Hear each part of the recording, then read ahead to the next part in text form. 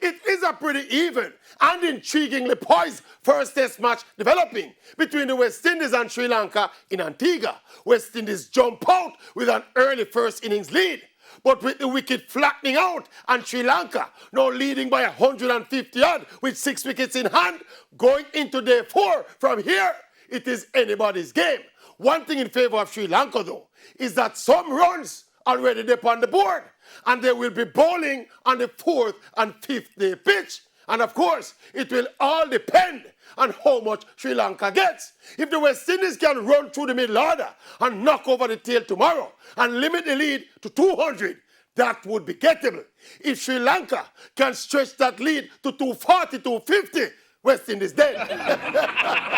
What is favoring the West Indies now is the momentum and confidence of the team based on their winning form.